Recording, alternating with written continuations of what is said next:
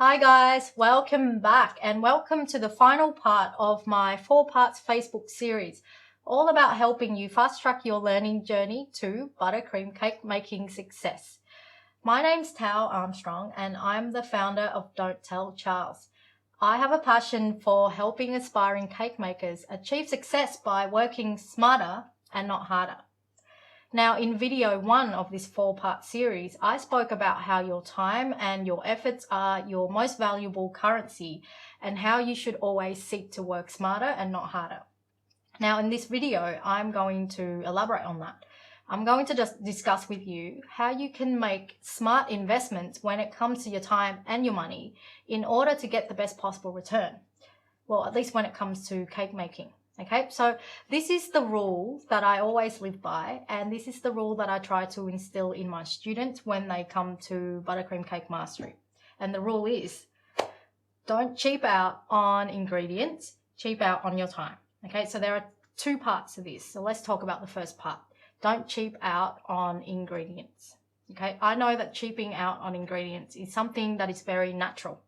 I mean, I do it almost instinctively, and every time I go shopping for ingredients or anything, so I have to stop myself and ask myself this question: is it worth it? So, because of my background, I'm Vietnamese and I've been raised to not waste anything. That includes, turning the lights off when you leave a room, don't leave your tap running while you're brushing your teeth, buying things on sale. That's how I was raised, okay? So you bet that if there is a cheaper option, I would always prefer it. But when it comes to cake making and ingredients, it's never worth it. Saving money is good, but saving money when ingredients are concerned, it's never worth it. Okay, I'll tell you what I mean. I'm going to pull my screen up and I'm going to give you an example. Okay, now let's say we want to make a chocolate cake. Let's use the DTC chocolate cake as an example. Okay, so the DTC chocolate cake calls for 65 grams of cocoa powder. Okay, so on the left, we have the Woolies cocoa powder, which is 14% fat content. This is considered a low-fat cocoa powder, and it's also a lower-grade cocoa powder. Okay, and then on the right, we've got Cocoa Barry Extra Brut cocoa powder. So this has 23% fat content, and it's considered a high-fat and also a high-grade cocoa powder. Now, in price, the Woolies cocoa powder works out to be $10.66 per kilo. Now, this is Australian dollars. This lower grade cocoa powder works out to be $10.66 per kilo. On the other hand, Cocoa Barry works out to be $30 per kilo, okay? You can get it slightly cheaper at, different places, but $30 is probably the steepest that you'll pay for this. So at face value, you're looking at almost $20 difference between a low-grade cocoa and a high-grade cocoa. So, of course, you're going to try and save $20 and go for the Woolies cocoa.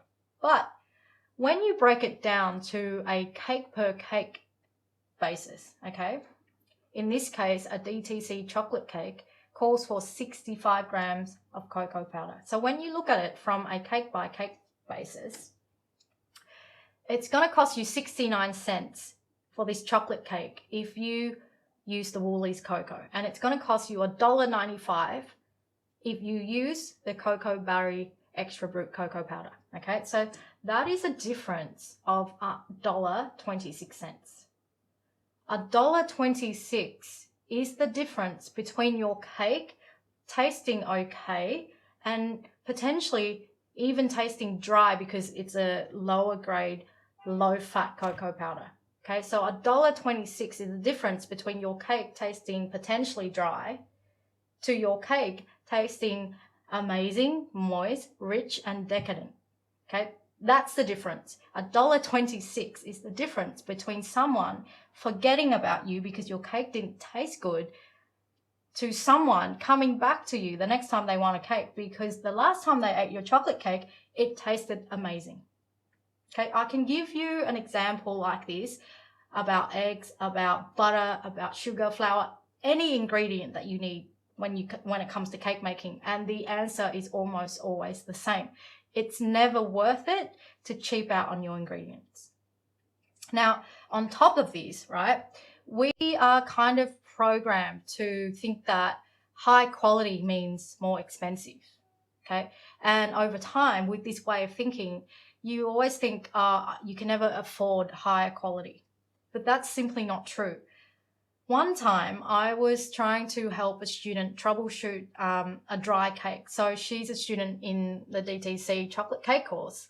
And she said, oh, my chocolate cake comes out really dry and I'm not sure what I'm doing wrong. So after a series of questions, we've identified that she was using a low-fat cocoa powder. So then I suggested that she use a high-fat cocoa powder. So she went and found one and, you know, gave that a go. And then she came back and she was like, oh my God, it's so different. I cannot believe the difference in the taste and the difference in the price between the cocoa powder that she was using before, which was low fat, and the new cocoa powder that she found.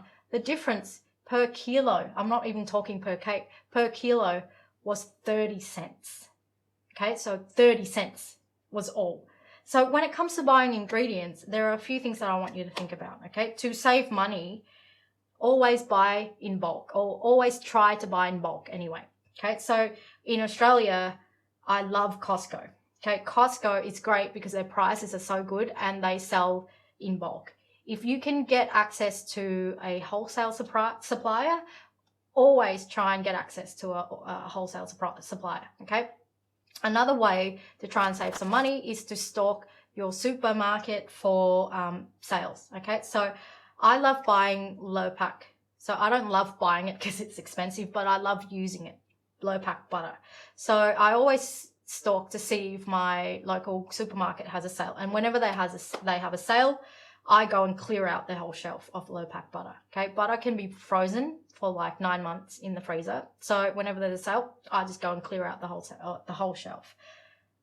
That is how I try to save money. But it's always good to shop around as well. So you already know that you can't compromise on high quality ingredients. So one, ascertain which brand that you'd like to use and then shop around. Like I said, in my example, $30 a kilo for that cocoa powder is on the higher end. You can get it for 26 if you look around. So always shop around. So that's the first part of this rule. So that's don't cheap out on ingredients. Okay, so let's move on to cheap out on your time. Okay. Now, when it comes to cheaping out your time, okay, let me tell you a story. I used to spend my time, before I realized how valuable my time was, I used to spend my time like I was a millionaire, okay? Every opportunity was an opportunity not to be missed. So when someone asked me to do a photo shoot for exposure, of course I said yes. When my best friend asked me to make a 3-tiered fondant cake, which I've never made before, of course I said yes. And then I proceeded to pull an all-nighter the night before her wedding because I didn't know what I was doing. So I literally pulled an all-nighter and then went straight to the wedding ceremony the next morning, okay? When someone asked me to deliver a single tier cake, I'm not even making this up, a single tier cake 3 hours away, I also said yes, because to me, every opportunity was an opportunity not to be missed, right? When you're first starting out, when you're learning, everything is exciting and you always want to say yes. Not only this made me financially poor, it also made me time poor. Obviously, it made me, exhausted. It made me everything poor to the point where I almost shut the doors to Don't Tell Charles. Now, when I stopped and assessed the situation and realized what the problem was, I implemented these things and things started to turn around. Okay, so 1, I started to say no more. 2, I reduced my offerings. Okay, I used to offer everything under the sun. Like I said, I had trouble saying no. So if someone asked for cupcakes, I would say yes. If someone asked for cookies, I would say yes. So I reduced my offering to only custom cakes and didn't want to hear about anything else. If someone asked for cookies, I would say I don't offer them. Here's someone that specializes in cookies. So I reduced my offerings to just custom cakes, okay? And then I invested in time-saving equipment such as bigger mixers and multiple bowls for the bigger mixers. Okay, I invested in an egg bay, and for those of you that don't know what an egg bay is, it's basically a cake cutting tool that's got like rulers on either side, so you can set the height of the layer that you're cutting, and then you're basically just going in cutting 10 cakes with the same layer setting. So that saved me a lot of time. I also put in the work to develop time saving and efficient recipes and cake making processes. This then became the framework that I teach in Buttercream Cake Mastery. Okay, so when I started implementing all of these, everything turned around. The minute I started valuing my time went up in value. Okay, my hourly worth increased, my productivity increased, my mental, physical well-being improved. And this is from me valuing my time. So to recap, okay, today's rule: how do you work smarter, not harder? That is, don't cheap out on ingredients, cheap out on your time, okay? Don't cheap out on ingredients. To produce high quality products, you need to use high quality ingredients. There are no way around this, okay? The money that you save from buying lower grade ingredients is never worth the compromise that you make on the taste and therefore the quality of the end result. Number two, cheap out on your time. Okay, so spend your time wisely by learning to say no more, investing in time-saving equipment, by developing time-saving recipes and processes. Okay, the day you start valuing your time is the day it starts increasing in value. Cool? Now, that brings me to the end of this 4 parts Facebook series. I would love to continue this conversation. So just because we're coming into an end doesn't mean that this conversation has to end. So as always, I would like you to continue this conversation with me in the comment section under this video, or you can join our Instagram community or our mailing list. Okay, I will leave links for both of these in the video description. I hope that these 4-part series have been helpful to you in identifying the pain points that are often overlooked by people trying to learn a new physical skill, okay? And I hope that in implementing my tips in these 4 videos, that it's going to help you fast track your learning journey to buttercream cake making success. Now, once again, thanks for joining me, and I will see you soon. Bye.